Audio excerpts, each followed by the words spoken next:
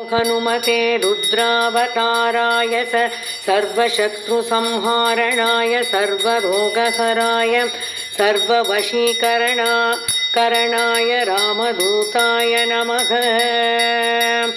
ॐ नमो हनुमते रुद्रावताराय आध्यात्मिकादिदैविकादिभौतिकतापत्रयनिवारणाय रामदूताय नमः।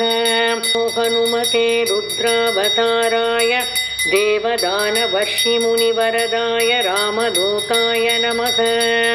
ॐ नमो हनुमते रुद्रावताराय भक्तजनमनकल्पनाकल्पद्रुमाय दुष्टमनोरथस्तम्भनाय प्रपञ्चनप्राणप्रियाय महाबलपराक्रमाय महाविपत्तिनिवारणाय पुत्रपौत्रधनधान्यादिविविधसम्पत्कराय रामदूताय नमः।